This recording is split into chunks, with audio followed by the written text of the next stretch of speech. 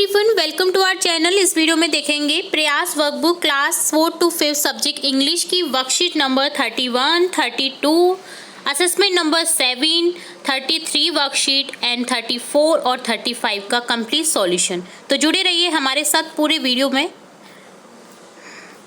तो सबसे पहले हम स्टार्ट करेंगे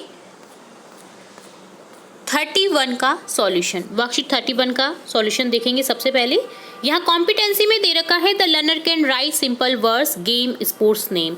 हमें कुछ पिक्चर्स दे रखी हैं गेम्स की, तो हमें क्या करना है, सिंपल राइट करना है उन गेम्स के नेम को। यहाँ फर्स्ट पिक्चर है जिसमें एक क्रिकेटर क्रिकेट से खेल रहा है, एक बॉलर गेंद पकड़ने की कोशिश कर रहा है। तो ये कौन सा गेम है? ये गेम है क्रिकेट, ठीक है। सेकंड है जिसमें एक लड़की दूसरी लड़की को पकड़ने की कोशिश कर रही है और एक पंक्ति में गर्ल्स बैठी हुई हैं। तो ये कौन सा गेम है? खो खो, ठीक है। नेक्स्ट गेम में एक दूसरे को पकड़ते हुए हमें नज़र आ रहे हैं। तो ये गेम कौन सा होता है? ये गेम है कबड्डी का।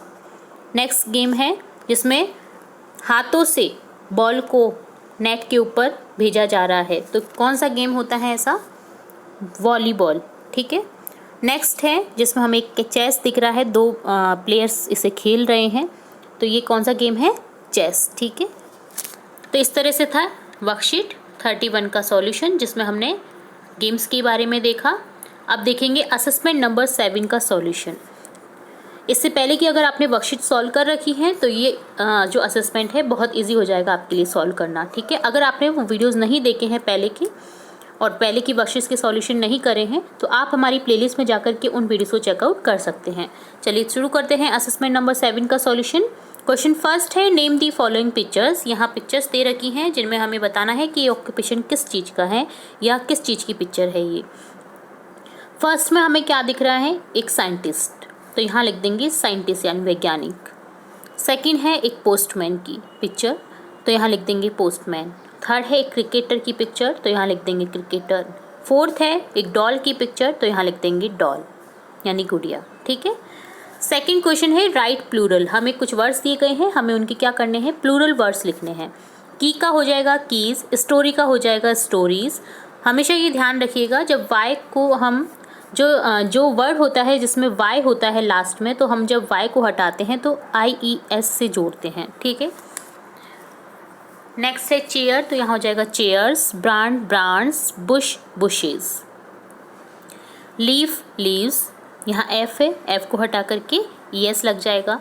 पटेटो पटेटोज, यहाँ O है, O के साथ में ही ES लगेगा, ठीक है। यहाँ कुछ भी हटेगा नहीं, POTATOES पटेटोज, ठीक है। और लास्ट है बॉक्स, X है तो यहाँ भी ES लगेगा। BOX बॉक्स, बॉक्सेस इसका प्लूरल हो जाएगा। थर्ड क्वेश्चन है मार्क द करेक्ट स्पेलिंग। यहाँ स्पेलिंग्स दी गई हैं हमें 4 ऑप्शंस में, हमें एक जो करेक्ट स्पेलिंग है उस पर मार्क करना है, सही का निशान लगाना है। तो यहाँ स्पेलिंग दी गई है रैबिट की, तो कौन सी स्पेलिंग सही है रैबिट की? रैबिट की होती है स्पेलिंग RABBIT, रैबिट यानी खरगोश। फर्स्ट जो स्पेलिंग है ए ऑप्शन, ये करेक्ट हो जाएगा, यहाँ हम मार्क कर देंगे। सेकंड में है हमें चेयर दे रखा है, चेयर की स्पेलिंग होती है CHAIR, चेयर यानी कुर्सी।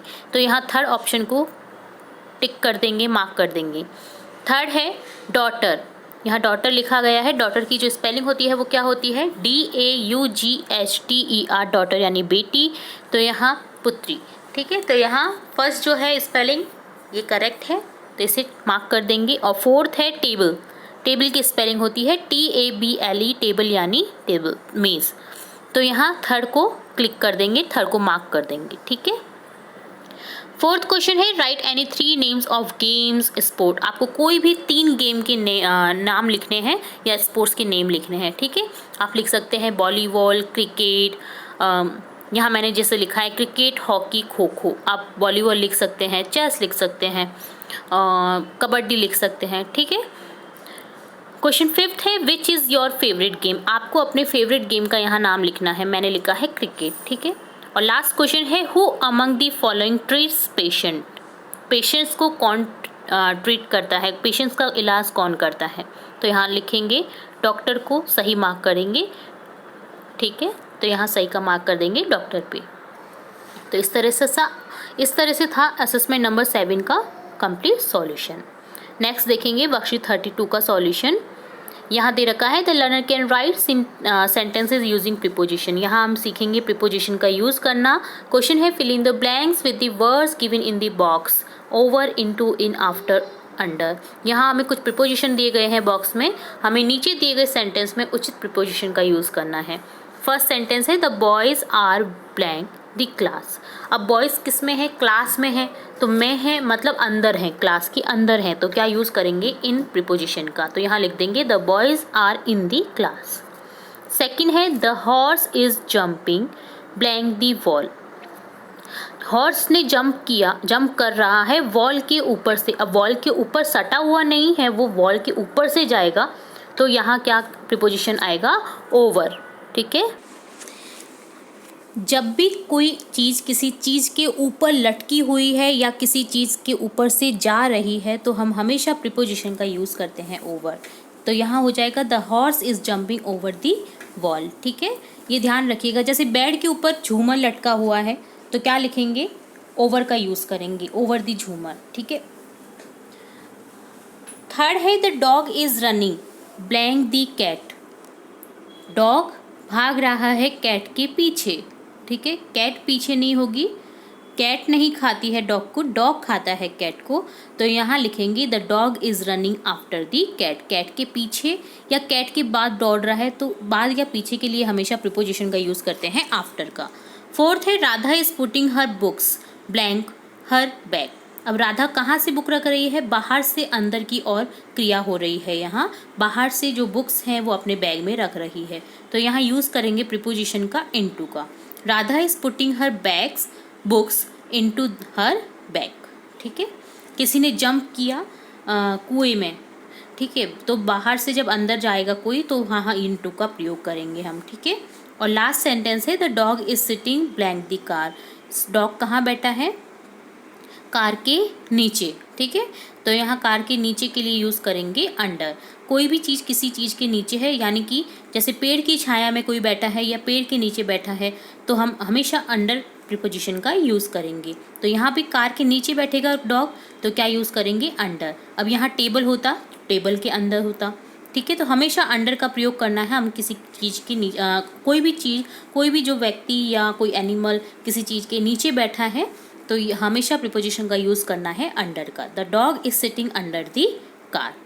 नेक्स्ट है fill in the blanks with suitable preposition. यहाँ हमें सुटेबल प्रीपोजिशन को फिल करके इन सेंटेंस को कंप्लीट करना है। फर्स्ट है the cat jump blank the river.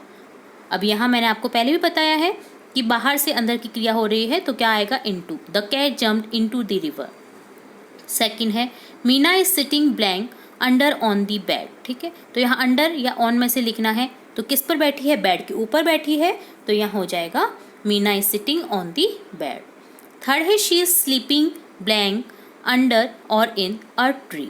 अब मैंने आपको पहले भी बताया है, जब कोई भी ट्री के नीचे सो रहा है या ट्री की छाया में सो रहा है, तो हमेशा अंडर का प्रयोग करेंगे, ठीक है। तो यहाँ भी हो जाएगा she is sleeping under a tree, वह पेड़ के नीचे सो रही है। फोर्थ है Beena is standing blank on at the bus stop. अब किस पर खड़ी है, बस स्टॉप पर खड़ी है, ठीक है। बस स्टॉप के ऊपर तो खड़ी नहीं होगी, तो ऑन का प्रयोग तो नहीं होगा यहाँ पर।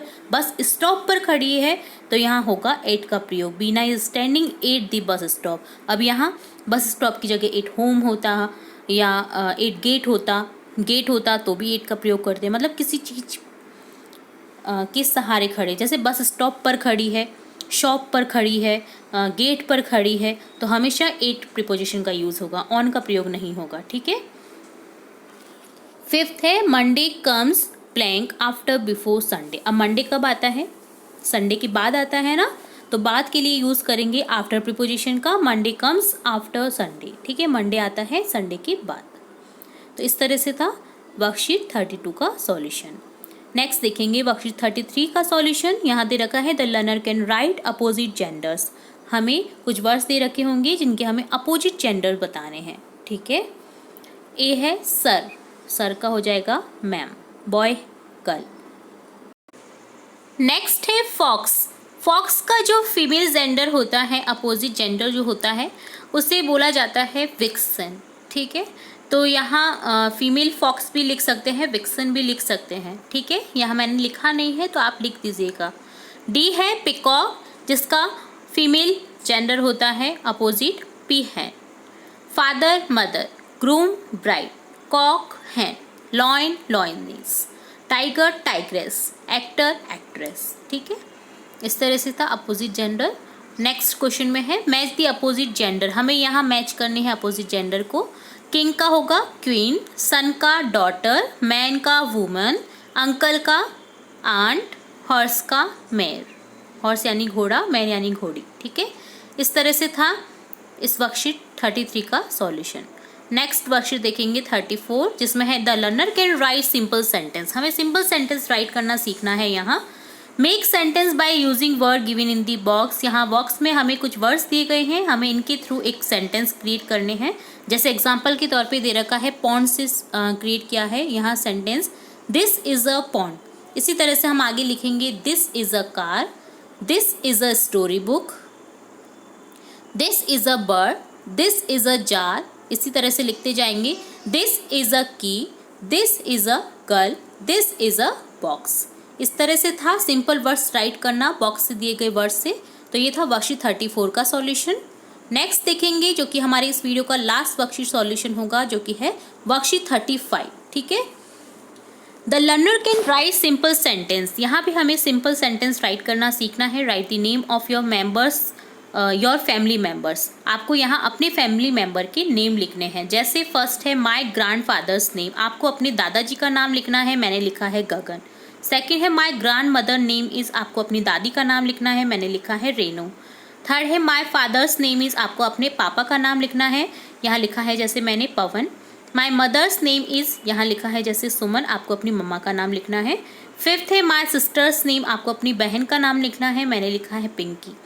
माय ब्रदर्स नेम इज़, आपको अपने भाई का नाम लिखना है जैसे राज। सेवेंथ है my father's nephew name is, मेरे पापा की जो नेफ्यू हैं, भतीजे हैं, उनका नाम लिखना है, तो यहाँ मैंने लिखा है सलमान।